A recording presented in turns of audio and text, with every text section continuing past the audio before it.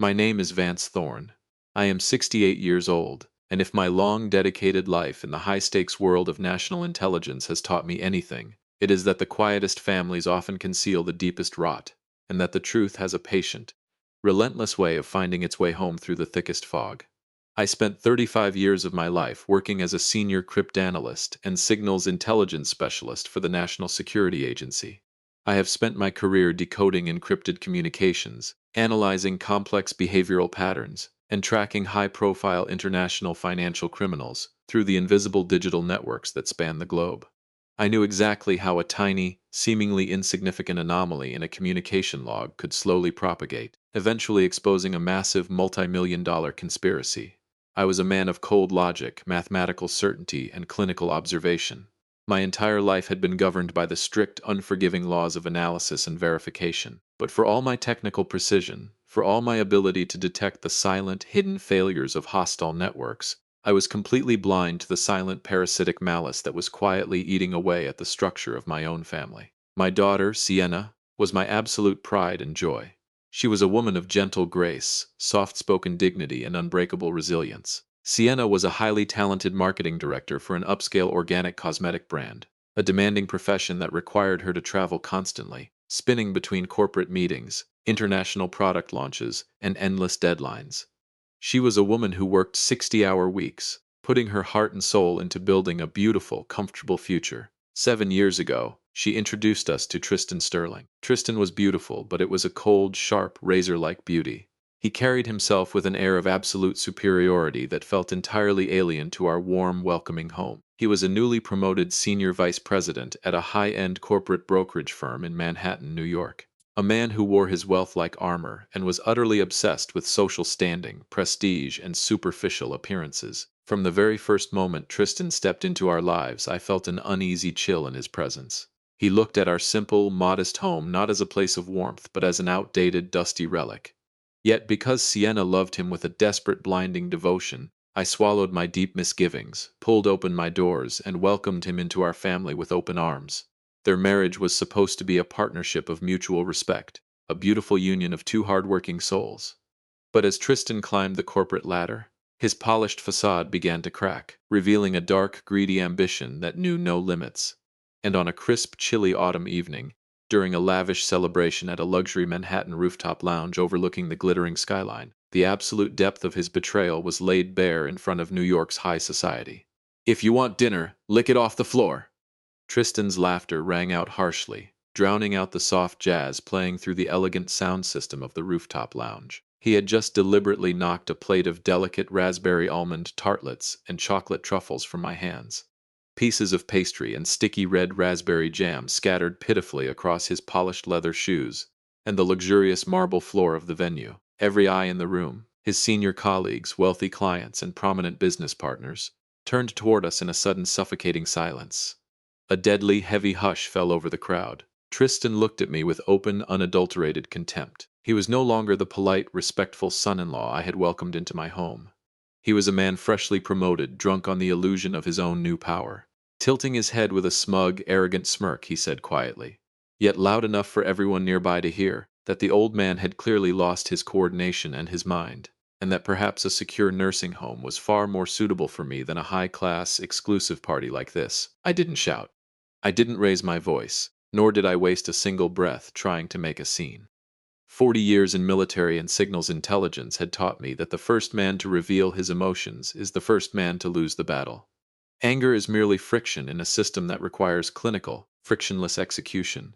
I stood perfectly straight in my simple, well-worn wool coat, looking down at the mess at my feet, then slowly lifted my eyes to meet his. Tristan hesitated. Perhaps he expected me to tremble, to apologize desperately, or to shrink away in deep humiliation. Instead, he found the absolute stillness of a deep lake just before a Category 5 storm. I looked him straight in the eyes, adjusted his expensive silk tie with a gentle, authoritative gesture, and whispered 4 words that completely froze the blood in his veins. "I know everything." The smug, triumphant smile on Tristan's face froze instantly. The remaining color drained from his cheeks in a matter of seconds, shifting from a wine-red flush of arrogance to a strange, ghostly pale white. He tried to speak, his mouth opening and closing like a fish out of water, but his throat locked up completely. I could see a thin bead of cold sweat beginning to form along his hairline under the bright decorative lights of the terrace. He knew exactly what I meant. He knew that the filthy, deceptive secret he had spent months hiding had just been exposed. I stepped slightly closer, leaning near his ear, and whispered that this was only the appetizer. Tomorrow, the real gift would begin to open. Then I turned and walked away in complete silence, leaving him standing frozen in the middle of the whispering, staring crowd. Tristan had absolutely no idea that his elaborate, cruel plan to destroy my daughter had officially collapsed the moment I stepped onto that rooftop. He believed he was the ultimate predator, a brilliant lawyer and corporate operator who could slip through every crack in the system. But he had forgotten one small, fatal detail. His wife's father used to train the very people who hunt predators. Welcome back to Whispered Truths. Grab yourself a warm cup of coffee, a few snacks, get comfortable, and remember, the people in these stories had every single opportunity to do the right thing. They simply chose the path of vanity and greed. Leave a comment with the number 1 in the section below so we can keep our family of listeners growing. And make sure to hit that subscribe button. You are going to absolutely enjoy the sheer clinical precision of this one. Betrayal never arrives as a sudden, unexpected landslide. It builds slowly, accumulating in the microscopic, invisible cracks of daily life, gnawing away at the core of trust until a single moment of high-pressure stress causes the entire system to collapse in a split second. The feeling is exactly like a massive steel load-bearing beam snapping in half under an unbearable concentrated load. A sound of tearing metal that is both deeply painful and terrifyingly final. The gray, rainy Tuesday afternoon that changed everything began with a phone call. I was sitting in my quiet, modest apartment, staring at an old, framed photograph of my late wife Eleanor when my phone rang. It was Sienna.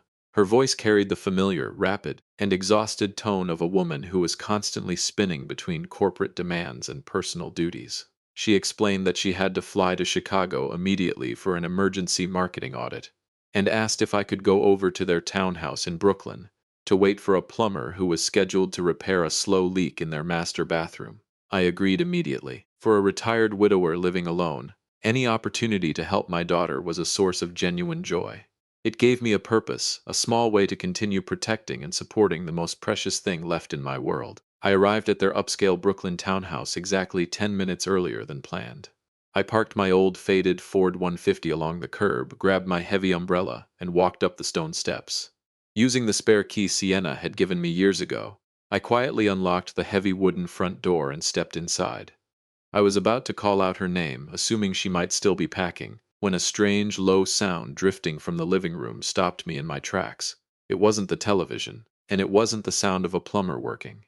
It was the soft, playful laughter of a young woman, and the unmistakable, low and affectionate rumble of Tristan's voice.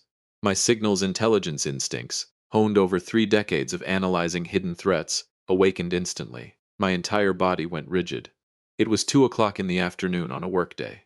Tristan should have been in his high-rise Manhattan office, surrounded by clients and files. Yet here he was, in the house my daughter had worked tirelessly to decorate, laughing softly with someone else.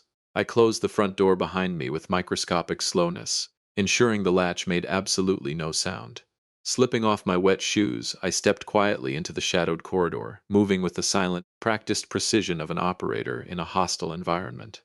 I stepped into the dark corner behind the large, built-in mahogany bookshelves in the library, a vantage point that allowed me to look directly through the narrow, half-inch gap of the half-open double doors leading into the main living room. What I saw inside made my chest tighten with a cold, suffocating pressure. Tristan was standing near the fireplace, his arms wrapped tightly around an attractive young woman in a bright, form-fitting red dress. It was not Sienna. Her name was Roxanne Devereaux, an ambitious junior account executive at one of his partner brokerage firms. I held my breath, my heart pounding so violently against my ribs that I was genuinely afraid they would hear it in the quiet room. I watched as Tristan leaned down, kissing her hair, and whispered that he could not wait for the day they would finally be free of their constraints. Roxanne giggled, a sharp, metallic sound that sent a shiver of disgust down my spine. She reached up, twirling a lock of her hair around her finger, and asked about Sienna in a soft, playful, yet mockingly condescending voice. And that was the exact moment my heart felt as though it were being crushed by a hydraulic press. Tristan let out a cold, mocking laugh, a sound so entirely devoid of warmth and humanity that it made my blood run cold. "Sienna?" he sneered, his words slicing through the warm air of the living room like a razor blade. She's nothing more than a boring, overworked roommate to me now. Or, more accurately, she's a complex financial asset that I have to manage very carefully. At least until I finish draining our joint investment accounts and siphoning the remaining equity from this house. He paused, pouring himself a glass of expensive scotch from the crystal decanter on the sideboard, and continued in a cruel, detached tone. I am so incredibly sick of pretending to be the perfect, adoring husband. This promotion I'm about to secure next week at the firm, it's going to be the absolute perfect launchpad. It will give me the financial leverage and social standing to file for divorce without giving her a single solitary cent of the marital assets. I've spent the last year ensuring that every major account is quietly positioned. By the time she realizes what's happening, she'll be left with nothing but her suitcases. She is a card that has officially outlived its usefulness to my career. I stood there in the darkness of the library, my fists clenched so tightly that my nails dug deep into my palms, drawing blood. A hot, roaring surge of primitive fatherly rage flared inside my chest like a wildfire, threatening to consume all of my hard-won discipline. Every protective instinct screamed at me to burst through those doors, to grab Tristan by his expensive collar, and to make him pay physically for every cruel, calculating word he had spoken about my daughter. But the rigorous, cold discipline drilled into me by 35 years of national intelligence work extinguished the flames of my anger immediately. I knew with absolute professional certainty that if I burst into the room right now, the best I could do was punch him once or twice and cause a chaotic, meaningless family scandal. It would achieve nothing of substance. Tristan was a brilliant, highly manipulative corporate operator, with a team of high-powered attorneys at his disposal. If I acted on impulse, I would merely alert him, giving him the critical time he needed to destroy the digital paper trail, cover his tracks, and finalize the financial destruction of my daughter. Sienna would be the one who suffered most, trapped in a legal nightmare with no evidence to protect herself. So, I stood perfectly still, like a stone monument in the shadows, watching them embrace once more before they walked slowly upstairs to the master bedroom. Each creak of the wooden stairs felt like another knife being driven directly into my pride and my soul. I had misjudged him completely. I had allowed this monster wearing a human mask to take my daughter's hand at the altar, believing he would protect her. When the bedroom door finally clicked shut upstairs, I quietly slipped out of the townhouse, closing the front door behind me in absolute silence. I walked down the steps into the cold, gray rain, climbed into the cabin of my Ford F-250, and sat there for 2 solid hours, staring blankly at the steering wheel. I asked myself how I had been so blind, where I had gone wrong as a father, but eventually the self-blame faded. In my line of work, wallowing in regret was a fatal error. This was not the moment for self-pity. This was the moment for clinical, calculated action. Tristan believed he was a clever, untouchable corporate player who could exploit the law to ruin an honest woman. He believed that a retired, quiet old man like me spent his days watering plants, watching the evening news, and waiting for the end. What he didn't know was that for nearly 4 decades I had analyzed, dissected, and destroyed the careers of men far smarter, far more powerful, and far more dangerous than him, all without leaving a single solitary trace behind. I picked up my phone and dialed a secure, encrypted number I hadn't called in years. On the other end, after 3 rings, a familiar, gravelly voice answered. It was Gideon Cross, an old teammate from my cyber intelligence days, a man who specialized in high-end digital forensics and deep financial investigations. "Vance?" Gideon said, a trace of surprise in his voice. "I haven't heard this line ring in 5 years. What's happened?" I looked back at the brick facade of my daughter's townhouse, my eyes turning as cold and unyielding as hardened structural steel. "Gideon," I replied, my voice completely flat and devoid of any emotion. "Someone has just crossed my final line. I need a comprehensive financial profile on Tristan Sterling, and I need a complete digital trace on a firm called Sterling Peak Logistics LLC. I am about to teach a very expensive lesson on the price of underestimating a father." I started my truck, shifted into drive, and pulled away into the wet gray afternoon. The technical blueprint for Tristan's complete financial and professional demolition was already beginning to form in my mind. He wanted a clinical, cold-blooded divorce that would leave my daughter in ruins.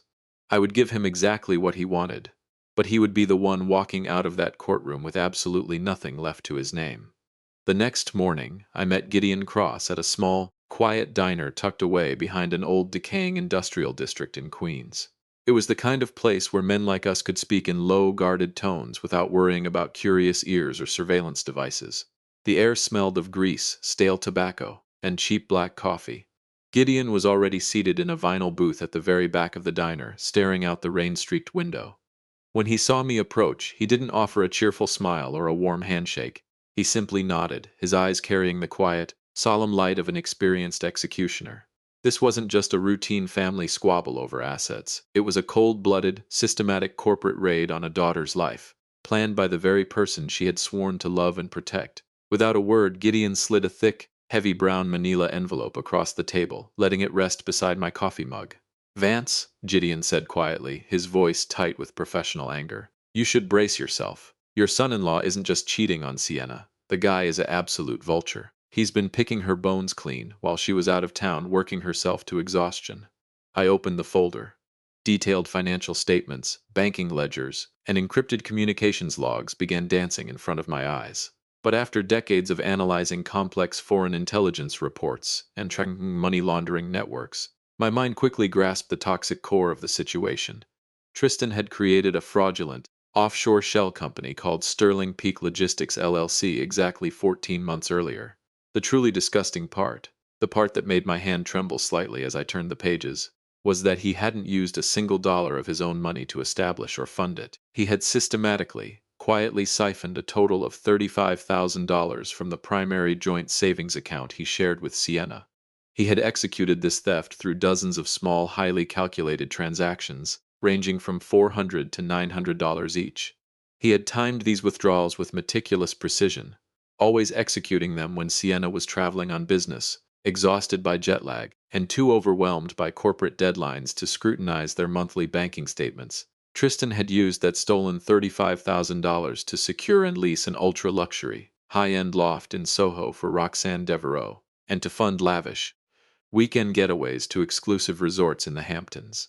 Every single dollar of that money had come from Sienna's grueling 60-hour work weeks, her sacrifices, and her devotion to the life they were supposed to be building together. And the man she trusted most had used her own sweat to buy diamonds and silk sheets for another woman.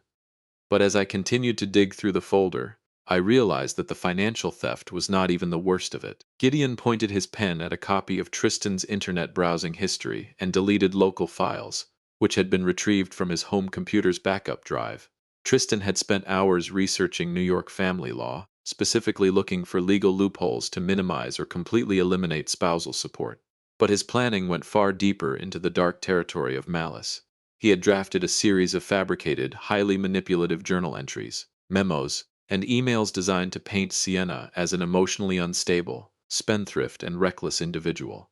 His objective was crystal clear. He wanted to build a fraudulent, airtight case to present to a divorce court the moment his promotion was officially announced, allowing him to seize sole ownership of their Brooklyn townhouse, strip her of her shared investments, and cast her out with nothing but a ruined reputation.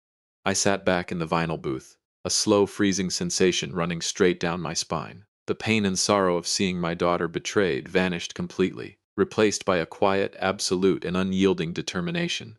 He's incredibly thorough, Vance, Gideon muttered, taking a sip of his coffee.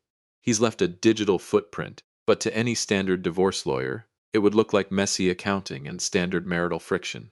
He knows how to play the system. He's a senior broker. He knows how to hide assets in plain sight. I stared at the glowing numbers on the pages, my cryptanalyst mind instantly locating the critical fatal load-bearing weakness in Tristan's plan.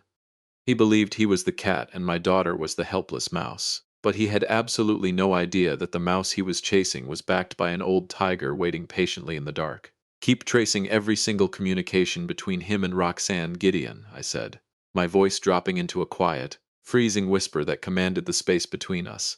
I want every email, every text message, and every financial transaction between Sterling Peak Logistics LLC and her accounts fully decrypted, backed up, and secured on an offline server. We aren't just going to catch him in an affair. We are going to execute a complete, clinical, and devastating professional demolition. Gideon looked at me, a slow, predatory grin spreading across his weathered face. He understood my design immediately. You're going to let him climb all the way to the top of the mountain before you cut the rope, aren't you? The higher a man climbs, Gideon, I replied quietly, folding the documents back into the envelope, the harder he hits the ground. I want him to feel completely untouchable. I want him to believe his victory is absolute. and then I am going to pull the earth from beneath his feet. I spent the rest of that rainy night cross-checking every timeline. I matched the exact dates of Sienna's business trips with Tristan's cash withdrawals and hotel bookings. Every expensive dinner he bought for Roxanne had been fraudulently listed as a client entertainment expense under his firm's corporate account. The sheer, unadulterated calculation of his actions was sickening. But it was also perfect. Every single transaction, every forged expense report, and every siphoned dollar was another steel bolt I was quietly driving into the gallows of his career. Tristan believed his legal knowledge and corporate connections made him invulnerable. He believed a retired old man like me was nothing but a useless, simple relic of the past. He was about to learn, in the most painful and public way possible, that his entire corporate empire was built on a foundation of sand, and that underestimating a father was the final, fatal mistake of his life. Over the next 2 weeks, I moved through the world with a quiet, icy focus. I didn't say a word to Sienna about the terrifying storm I was preparing to unleash. She was already so exhausted, her face lined with the constant strain of trying to please a husband who was secretly plotting her ruin. I wanted her to be strong when the moment of truth arrived, but until then, I had to be her shield in the shadows. I watched Tristan's behavior with the clinical detachment of a scientist observing a specimen. Every time he spoke to Sienna with that dripping, artificial sweetness, my skin crawled, but I maintained my mask perfectly. I let him believe I was just a senile, harmless old retiree who spent his afternoons tidying up the garden and fussing over the thermostat. I slouched my shoulders, dragged my feet slightly when I visited their townhouse, and mumbled rambling, fragmented stories about old, classified military projects that had no relevance to anything. I saw the looks of quiet amusement and subtle smirks that passed between Tristan and Roxanne when they thought I wasn't looking. They truly believed my mind was crumbling, that my memories were turning to ash, and that putting me in a nursing home would require absolutely no effort at all. They were so blinded by their own arrogance, so completely intoxicated by their perceived intellectual superiority, that they failed to notice the silent predator tracking their every movement. Gideon continued to feed me real-time updates from his surveillance network. We had established a closed-loop digital dragnet around Tristan's communications. Every email sent from his corporate account, every text message exchanged with Roxanne, and every single financial transaction initiated by Sterling Peak Logistics LLC was captured, decrypted, and filed away in our secure database. We had compiled a devastating 144-page dossier of evidence, an unassailable mountain of proof that included detailed bank records, photographic evidence of their meetings at the Soho loft, and copies of Tristan's fraudulent expense reports. It was a masterpiece of intelligence gathering. To an outsider, those papers were just a dry compilation of numbers and text. But to me, they were the high-explosive demolition charges strategically placed at the most sensitive load-bearing joints of Tristan's life. Then the night of his promotion gala arrived. It was a glamorous high-society evening held at the Zenith Room, a luxury rooftop lounge in Manhattan overlooking the glittering concrete canyons of the city. The sky above was a heavy bruised gray, dripping with a cold, relentless autumn wind that drove the rain sideways against the massive glass panels of the terrace. The air was thick with the scent of expensive perfume, fine champagne, and the suffocating vanity of New York's corporate elite. Tristan was in his absolute element. He moved through the crowded room in a bespoke, tailored designer suit, a smug, triumphant smile never leaving his face. He looked like a young king celebrating his coronation, basking in the hollow praise of his colleagues and partners. Sienna stood beside him, dressed in a simple, elegant dark blue dress. She looked beautiful, but I could see the profound physical and emotional exhaustion in her eyes. The heavy weight of a woman who had spent years giving her all to a marriage that was silently suffocating her. Tristan barely acknowledged her presence, treating her as little more than a decorative accessory designed to project the perfect image of a stable, successful family man. The evening reached its peak when Tristan stepped onto the small, elevated platform at the center of the terrace, raising his crystal glass to ask everyone for their attention. The crowd fell quiet, their faces turned toward him with practiced, sycophantic admiration. Tristan began his speech with a series of empty, rehearsed platitudes about hard work, dedication, and the relentless pursuit of corporate excellence. He thanked his senior partners, boasting about becoming the youngest senior vice president in the firm's history. And then, his cold, calculating gaze shifted slowly toward me, where I stood quietly in a shadowed corner of the room. A cruel, patronizing glint flashed in his eyes. "I am also incredibly proud," Tristan said. his voice dripping with an ugly, mocking condescension that carried clearly over the sound system. To have such a simple, modest father-in-law here with us tonight. Vance is a man who spent his life in public service, a quiet retiree who has taught me the immense value of being satisfied with a simple, ambitionless life. It's comforting to know that while some of us are out here conquering the financial world, others are perfectly content with mowing the lawn, watching the evening news, and enjoying the simple, quiet comforts of old age. A soft, polite ripple of laughter passed through the crowd of high society guests. I saw Sienna lower her head, her shoulders trembling slightly with a mixture of embarrassment and deep hurt. She knew how much I had sacrificed for her, and to hear her husband publicly mock my life's work under the guise of a toast was a stinging, painful blow. But Tristan wasn't finished. His arrogance had reached the point of absolute, blinding hubris. He stepped down from the platform, moving toward the buffet table where a waiter was setting down a tray of delicate raspberry almond tartlets, my favorite dessert, which Sienna had specifically requested for the evening. Tristan deliberately altered his path, stepping directly into my personal space as I walked toward the table. With a sharp, sudden movement, he bumped my shoulder, sending the heavy silver platter crashing from my hands. The delicate pastries, sticky red raspberry jam, and chocolate crumbs splattered violently across the polished marble floor and over the cuffs of my clean, well-worn wool coat. A sudden, suffocating silence fell over the immediate circle of guests. Every eye turned toward us, waiting to see how the old man would react to such a public, humiliating display of clumsiness. Instead of apologizing, Tristan let out a sharp, cold laugh, looking down at his polished leather Oxfords with an expression of intense disgust. "Well, Vance," Tristan sneered, his voice dripping with an icy public contempt, "I suppose old age has finally slowed your reflexes down to a crawl. If you want that dessert so badly, maybe you should just kneel down and lick it off the floor. I wouldn't want dirty, cheap trash ruining my perfect celebration." That was the exact moment the detonator was officially active. Tristan believed he had just delivered the ultimate public humiliation to a weak, defenseless old man. He believed he was the master of this room, untouchable and supreme. In reality, he had just driven the final nail into the coffin of his own financial and professional existence. I didn't get angry. I took out my simple, clean cotton handkerchief and calmly, meticulously wiped the sticky red raspberry jam and pastry crumbs from my coat sleeves and shoes. The profound, suffocating rage inside my chest had completely crystallized into a freezing, razor-sharp focus.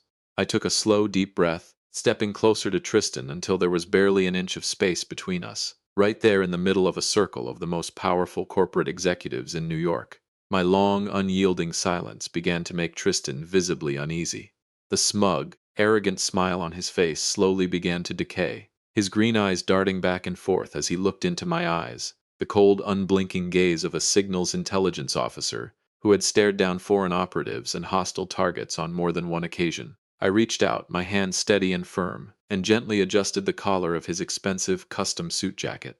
The gesture was slow, almost paternal on the surface, but it carried an undeniable, crushing authority that made Tristan's shoulders go rigid. I leaned close to his ear, my voice dropping to a quiet, razor-sharp whisper that was meant for his ears alone. "I know everything, Tristan." I felt his entire body stiffen beneath my hand, his breath catching in his throat, his pupils dilated in sheer, sudden terror. "I know about Sterling Peak Logistics LLC," I continued in that quiet, freezing whisper, each word hitting him like a physical blow. "I know about Roxanne Devereaux. I know about the luxury Soho loft you leased using Sienna's $35,000 of siphoned savings.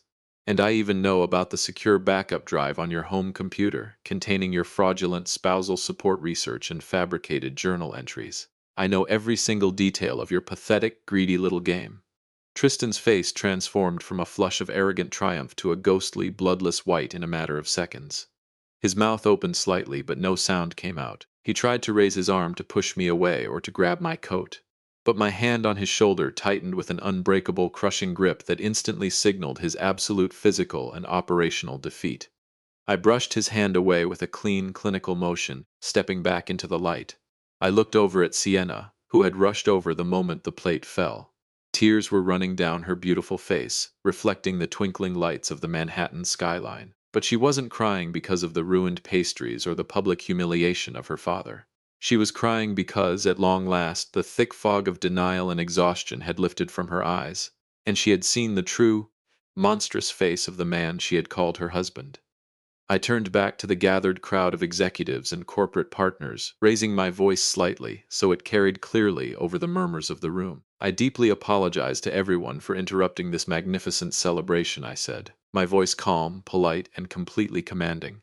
But it seems my son-in-law has a few urgent legal, financial, and ethical matters that require his immediate, undivided attention. I suggest you enjoy the remaining champagne before the storm truly begins. Tristan stood perfectly frozen, his hands trembling violently as he clutched his crystal glass, which rattled softly against his gold wedding ring. The confident, brilliant corporate leader who had been boasting and mocking moments earlier had completely vanished, replaced by a hollow, terrified shell of a man who realized his entire world was about to collapse. I took Sienna's cold, shaking hand in mine and led her out of the crowded rooftop lounge, walking past the rows of stunned, whispering guests. As we passed Tristan, who was staring at us with wide, hollow eyes, I left him with one final, quiet sentence that would echo in his mind through the long, sleepless hours of the night. Tomorrow, Tristan, the real gift will begin to open. He stood motionless in the center of the glittering hall, surrounded by the sudden, cold whispers of his senior partners and clients, the very people whose respect and admiration he had spent his entire life obsessively chasing. They were looking at him now not as a rising star, but as a dangerous, contaminated liability. In the cabin of my truck on the long drive back to Brooklyn, the silence was heavy, broken only by the rhythmic, steady sweep of the windshield wipers against the cold rain. Sienna stared out the side window, her fingers clutching the worn leather of her handbag. I reached over, taking her hand in mine, and squeezed it tightly. "Don't be afraid, sweetheart," I said softly, my voice carrying the warmth and strength of a father who would tear down mountains to protect his child. "I'm right here beside you, and everything that coward has stolen from you, I am going to get back for you twice over." I knew Tristan wouldn't sleep a single minute that night. He would lie awake in the dark, sweating, frantically trying to guess exactly what evidence I held in my hands, trying to devise some clever legal strategy or corporate maneuver to save his skin. But no matter how much he guessed, his small, arrogant mind could never comprehend the sheer scale of the storm that was about to fall upon his head. The analytical and cryptanalytic skills I had spent 40 years honing weren't just decorations for a resume. I had spent my life protecting the vital networks of my nation from hostile foreign actors, and now I would use every single ounce of that knowledge, every digital trace, and every bit of leverage I possessed to protect the most precious, sacred thing in my universe. The public confrontation on the rooftop was only the opening shot of the war.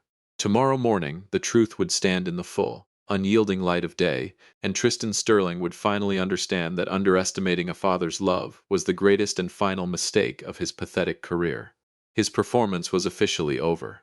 Now the sentence was about to begin. At exactly 9 o'clock the following morning, I met Sienna at a small, quiet, and unassuming cafe on the sleepy outskirts of Brooklyn, far away from the polished glass offices of Manhattan and the toxic, whispering gossip of the corporate world. The autumn sun was struggling to pierce through the heavy, lingering morning fog, casting a soft, pale light over our wooden table. Sienna arrived with swollen, shadowed eyes, but there was a quiet, newfound steadiness in her posture, a solid, unyielding determination that I hadn't seen in her for years. The exhausted, submissive wife who had spent months walking on eggshells to please a tyrant was gone, replaced by a woman who had finally faced the raw, unvarnished truth. She looked at me across the table. She didn't ask about the fallen pastries, and she didn't ask about the public scene at the rooftop. She looked at the heavy manila envelope resting beside my coffee cup and asked only one quiet question. "Dad, what do you really have in there?" Without a single word, I pushed the folder across the table, letting her open the thick stack of documents we had compiled. It was not just a collection of financial records, it was a comprehensive, clinical, and devastating indictment of Tristan's life. Inside were the full decrypted banking ledgers of Sterling Peak Logistics LLC, high-resolution surveillance photographs of Tristan and Roxanne together at the Soho loft, and most importantly, the retrieved digital logs from his personal computer detailing his systematic strategy to paint Sienna as mentally unstable to strip her of her marital rights and spousal support. As Sienna turned the pages, I watched her hands begin to tremble. But she did not cry. The tears of sorrow had been completely burned away, replaced by a cold, quiet fury that flared in her eyes. She slowly clenched her fingers into tight fists, looking up at me with an expression of profound, steel-like resolve. "I was such a fool, Dad," she whispered, her voice tight and husky. "I worked myself to the bone, believing his promises, believing that if I just worked a little harder, sacrificed a little more, we would have a beautiful life together. And all this time, he was using my own sweat to build a second life with another woman and planning to lock me out of my own home. I reached across the wooden table, wrapping my hand around her trembling fingers, squeezing them with all the strength of a father's love. You were not a fool, Sienna, I said softly, my voice carrying the weight of absolute certainty. You were simply an honest, incredibly kind woman who trusted a man without a heart, but that kindness ends today. Today we stand on the side of justice, and we hold all the cards. At that exact split second, Sienna's phone began to vibrate violently against the wooden tabletop. The caller ID displayed Tristan's name. I signaled for her to answer, pressing the speakerphone button so his voice echoed in our quiet corner. Tristan's voice was shaking uncontrollably, a frantic, erratic mixture of hollow threats and desperate, sweaty panic. He claimed that everything was a massive, unfortunate misunderstanding, that the money in Sterling Peak Logistics LLC had merely been transferred to fund a secret, high-yield investment designed for their shared future. I reached out, picking up the phone, and spoke in a calm, flat, and chillingly slow tone that instantly silenced his frantic rambling. Your future officially ended the moment you knocked that plate of pastries to the floor last night, Tristan. The line went dead silent on his end, the sound of his heavy, panicked breathing audible through the speaker. Now, I continued, it's time for you to face the present. We will meet you at your senior corporate office at exactly 10 o'clock this morning. And I suggest you have your personal attorney present, because your career is currently hanging by a microscopic thread. The final showdown took place in the grand, high-rise corporate office that Tristan had once so proudly showed off. A corner office decorated with framed achievements, pristine glass plaques, and panoramic views of the glittering East River. Tristan sat behind his massive mahogany desk, looking 10 years older. The confident, immaculately dressed senior vice president who had dominated the lounge was gone. His hair was disheveled, his eyes bloodshot, and he was surrounded by several senior partners who were watching him with cold, growing suspicion. Sienna walked into the room first. She was no longer the silent, submissive wife. She moved with an elegant, imposing grace, stepping directly to the desk and placing a copy of the prenuptial agreement Tristan had forced her to sign before their wedding onto the polished wood. Tristan let out a strained, hollow laugh, trying to summon a final, desperate spark of his old arrogance. You're wasting your time, Sienna, he muttered, his voice cracking slightly. That document was drafted by the best corporate lawyers in New York. It clearly states that in the event of a divorce, you are entitled to absolutely nothing. You get no spousal support, no share of my investments, and the Brooklyn townhouse belongs solely to my estate. Sienna looked down at him, her eyes completely devoid of any warmth. She pointed her finger at a small, dense, and finely printed clause nestled deep on page 47. A clause that Tristan himself had aggressively insisted on adding years ago to protect his premarital inheritance from any potential claims. I suggest you read clause 14 of your own contract once more. Tristan, Sienna said, her voice like a splash of freezing water in the silent office. Tristan's hand shook as he reached for the paper, his eyes scanning the lines of legalese. The clause was a standard, high-level defensive asset protection term, but in his desperate effort to make the agreement airtight, Tristan had included a reciprocal, zero-tolerance bad faith penalty. If either spouse was legally proven to have deliberately concealed, siphoned, or transferred marital assets, or engaged in serious, documented ethical misconduct designed to harm the other spouse's financial standing, the violating party would automatically forfeit all rights to the marital home, lose all claims to joint investment portfolios, and be legally required to repay double the total amount of any siphoned or transferred funds. Tristan's face turned the color of damp ash. He had completely forgotten that in his obsessive drive to protect his own wealth, he had designed the very trap that was now tightening like an iron noose around his own neck. His own brilliant legal engineering was the exact mechanism that would now demolish his life. I stepped forward, placing a second, heavy document on the desk. A formal, comprehensive complaint detailing systematic wire fraud, corporate expense manipulation, and gross professional misconduct, addressed directly to the Securities and Exchange Commission and the State Licensing Board. If you sign this full, unconditional divorce settlement, surrender the title of the Brooklyn townhouse to Sienna, and return the $35,000 you stole through Sterling Peak Logistics LLC today, we will consider holding this complaint back, I said, my voice quiet, flat, and absolute. I paused, leaning over the desk until my shadow completely covered his face. But if you refuse, Tristan, you won't just lose the townhouse and the money. You will lose your corporate license, your career, your freedom, and the very name you spent your entire life obsessively building. And I will personally ensure that every senior partner in this firm, and every major broker in this city, receives a copy of this dossier before the sun sets tonight. Silence, heavy and suffocating, filled the grand corner office. Tristan looked around the room, desperately searching for a single trace of support or sympathy from his senior colleagues and partners. He found absolutely none. The very people he had treated with hung hatch and condescending arrogance were now looking away, refusing to even meet his gaze. They saw him as a toxic, contaminated liability that needed to be surgically cut away to protect the firm's reputation. Roxanne Devereaux had already packed her desk and vanished from the building the moment she heard that a federal financial audit was being initiated into Sterling Peak Logistics LLC. She was a professional opportunist, and she had no intention of sinking with a captain who had just crashed his own ship into an iceberg. Tristan's hand trembled violently as he picked up the heavy designer pen. Slowly, humiliatingly, and with tears of pure, desperate self-pity streaming down his pale cheeks, he signed the unconditional divorce settlement, forfeiting everything he had spent a year trying to steal from my daughter.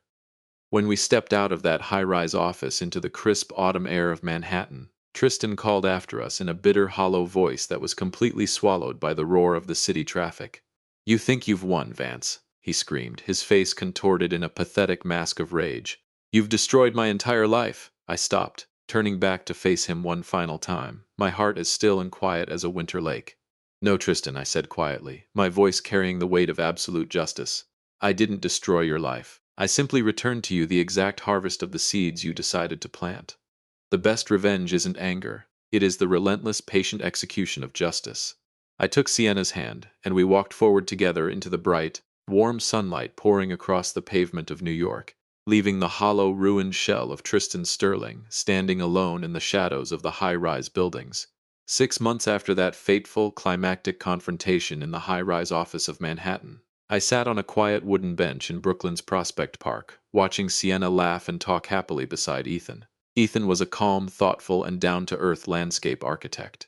He didn't wear flashy, multi-thousand-dollar designer suits, and he didn't speak with the polished, hollow charm that Tristan had once used so effortlessly to manipulate everyone around him. But in the gentle, sincere way he looked at my daughter, I saw something far more valuable than all the wealth in New York: genuine respect, deep sincerity, and unconditional love. He didn't see Sienna as a complex financial asset or a business problem to be managed. He saw her as his absolute world, treating her with the quiet, protective tenderness she had deserved her entire life. Sienna had used the $35,000 we recovered from Tristan's siphoned accounts, along with a portion of the equity from her Brooklyn townhouse, to establish the Eleanor Thorne Foundation, a nonprofit legal and financial support fund named after her late mother, dedicated to helping vulnerable women who find themselves trapped in financially abusive and manipulative marriages. She was no longer the quiet, exhausted, and patient woman she used to be. Tristan's brutal, calculated betrayal had unintentionally forged a new, incredibly strong, and deeply compassionate version of my daughter. A woman who used her own scars as a beacon of light to guide others out of the darkness.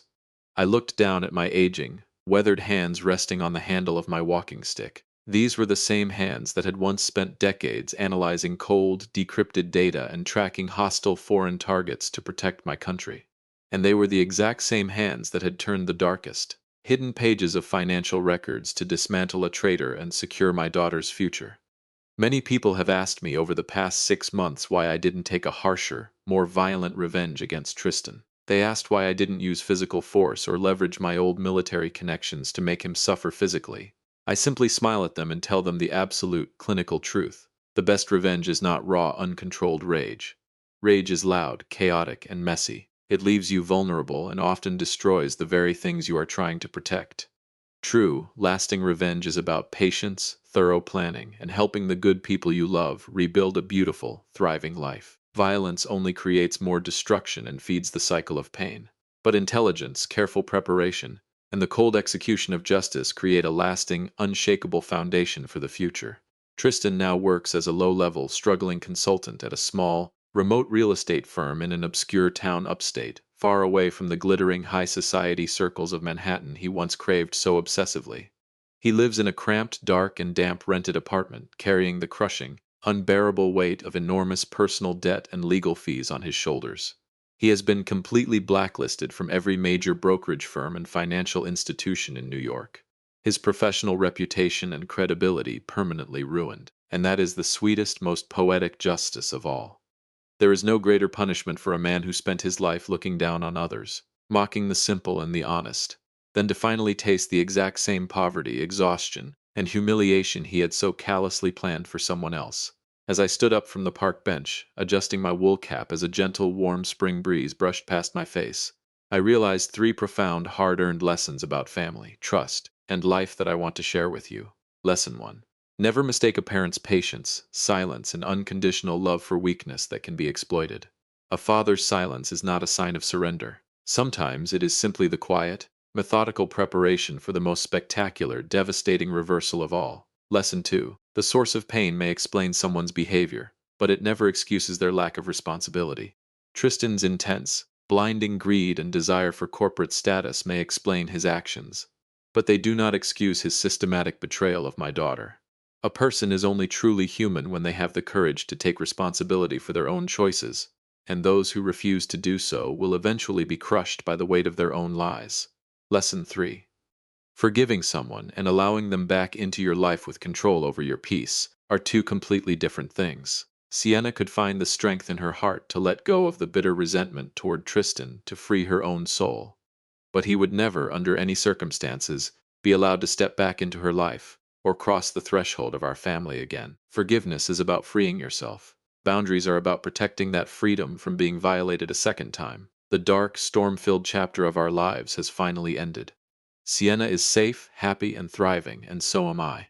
Our family structure has been tested by the most violent winds of betrayal, and it has stood perfectly firm, reinforced by the unyielding bonds of love, truth, and respect.